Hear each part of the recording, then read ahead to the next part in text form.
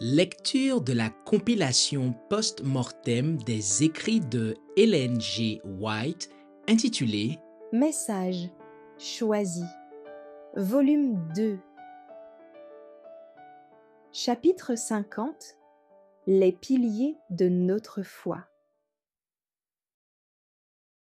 Au cours des 50 années que j'ai vécues, j'ai eu l'occasion de faire de précieuses expériences dans les messages du premier, du second et du troisième ange. Ces anges nous sont présentés comme volants au milieu du ciel, proclamant au monde un message d'avertissement qui concerne ceux qui vivent dans les derniers jours de l'histoire de cette terre.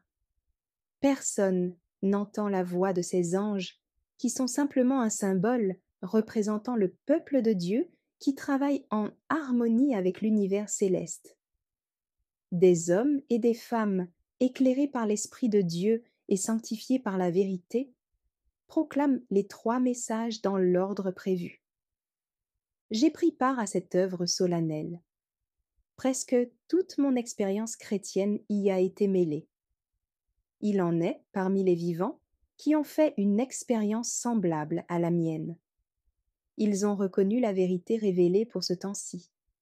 Ils ont marché au pas avec le grand conducteur, le capitaine de l'armée du Seigneur.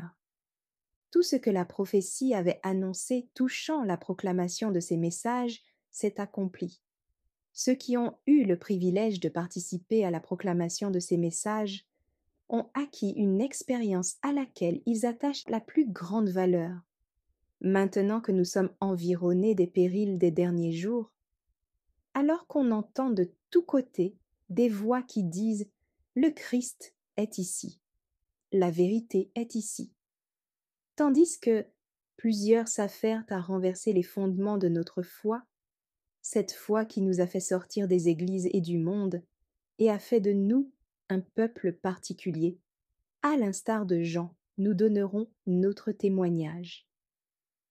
Ce qui était dès le commencement, ce que nous avons entendu, ce que nous avons vu de nos yeux, ce que nous avons contemplé et que nos mains ont touché concernant la parole de vie.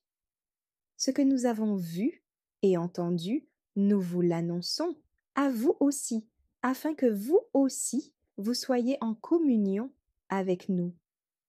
1 Jean 1 versets 1 et 3.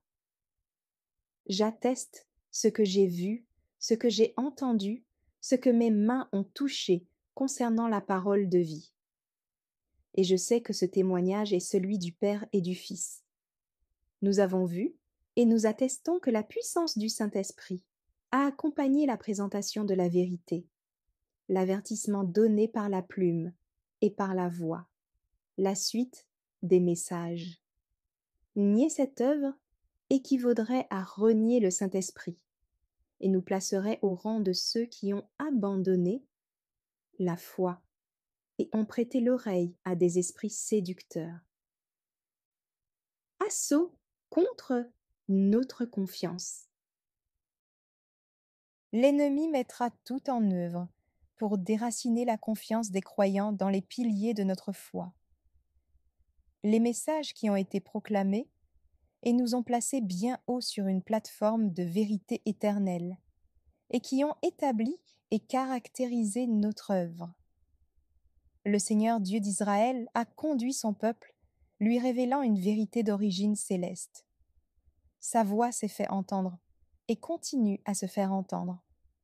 En avant, de force en force, de grâce en grâce, de gloire en gloire.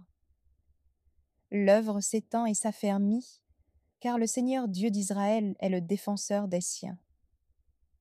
Ceux qui ne tiennent la vérité que du bout des doigts, d'une manière toute théorique, et qui n'ont pas fait passer ces principes dans le sanctuaire intérieur de l'âme, laissant la vérité vitale dans la cour extérieure, ne verront rien de sacré dans le passé de ce peuple, qui a fait de ses membres ce qu'ils sont, des ouvriers missionnaires zélés et décidés dans le monde.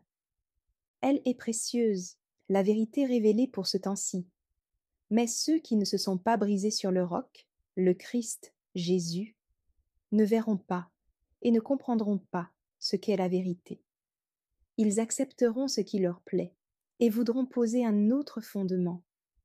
Leur vanité sera flattée par la pensée qu'ils sont capables de remplacer les piliers de notre foi par des piliers de leur fabrication. Ceci continuera aussi longtemps que durera le temps. Quiconque a étudié avec soin la Bible verra et comprendra la position solennelle de ceux qui vivent pour assister aux dernières scènes de l'histoire de cette terre. Conscients de leur incapacité et de leur faiblesse, ils se préoccuperont surtout de n'avoir pas seulement une apparence de piété, mais une communion vivante avec Dieu. Ils n'auront de repos avant que le Christ ne soit formé en eux, lui qui est l'espérance de la gloire. Le moi va mourir, l'orgueil sera expulsé de l'âme. Ils posséderont la douceur et l'amabilité du Christ. Manuscrit 28, 1890. Pas de nouvelle organisation. Quand le temps fut écoulé, Dieu confia à ses fidèles disciples les précieux principes de la vérité présente, donnés non pas à ceux qui n'avaient pas contribué à prêcher le premier et le second message, mais aux ouvriers ayant servi la cause dès le commencement. Ceux qui ont fait ces expériences doivent rester fermes, comme un rocher, sur les principes qui ont fait de nous des adventistes du 7e jour. Ils doivent être les collaborateurs de Dieu, enveloppant l'oracle et scellant la loi parmi les disciples. Ceux qui ont contribué à établir notre œuvre sur le fondement de la vérité biblique, qui connaissent les poteaux indicateurs ayant signalé le bon chemin, doivent être considérés comme des ouvriers de la plus grande valeur. En ce qui concerne les vérités qui leur ont été confiées, ils peuvent parler par expérience. Ces hommes ne doivent pas permettre que leur foi verse dans l'incrédulité, que le drapeau du 3e ange soit arraché de leurs mains. Ils doivent en retenir fermement jusqu'à la fin l'assurance qu'ils avaient au commencement.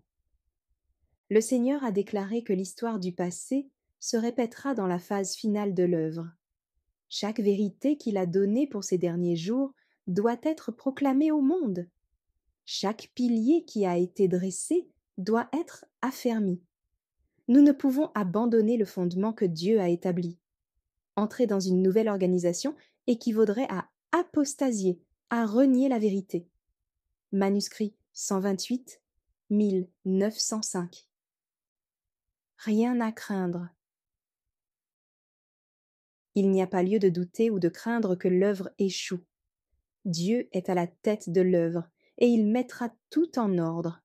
Si quelque chose doit être redressé dans la direction de l'œuvre, Dieu y pensera et il corrigera tout ce qui va mal. Ayons confiance. Dieu conduira sûrement au port le noble navire qui porte le peuple de Dieu. Un jour que je voyageais de Portland, dans le Maine, à Boston, il y a de cela bien des années, une tempête s'éleva et de grosses vagues balayaient la mer. Les chandeliers tombèrent et les malles roulaient d'un côté à l'autre, comme des boules. Les passagers effrayés jetaient des cris et s'attendaient à la mort. Après un moment, le pilote monta sur le pont. Le capitaine se tenait à côté de lui et exprimait des doutes sur la direction du navire. « Voulez-vous prendre le gouvernail ?» demanda le pilote.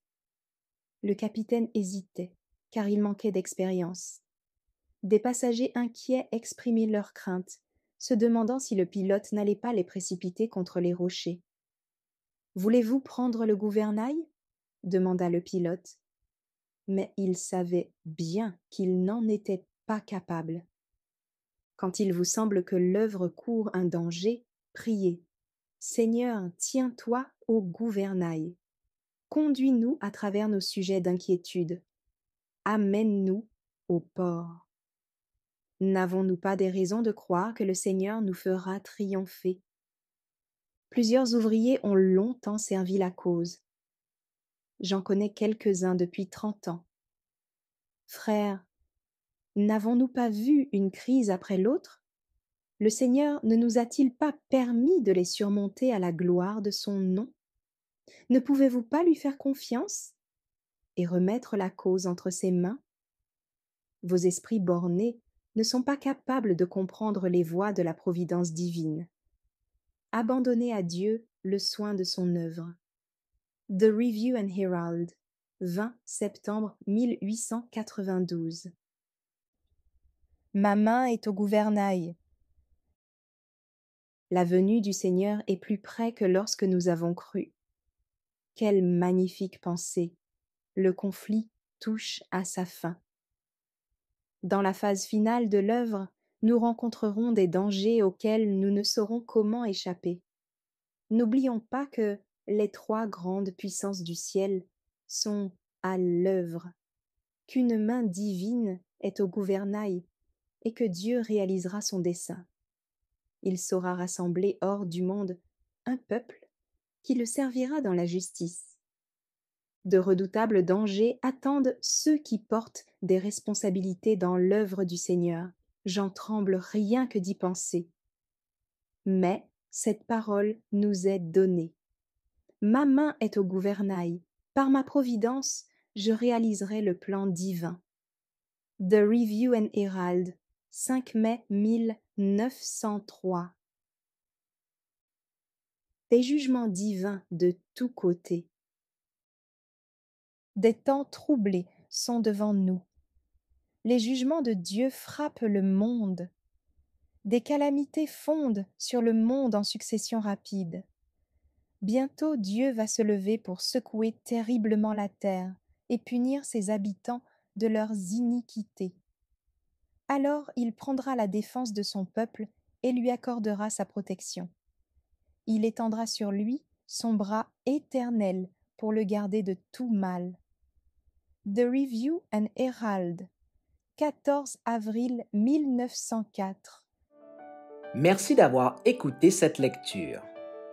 Si vous avez des questions ou des remarques sur le thème abordé, n'hésitez pas à les partager dans les commentaires et notre équipe ne manquera pas de les considérer. À bientôt sur lereste.org.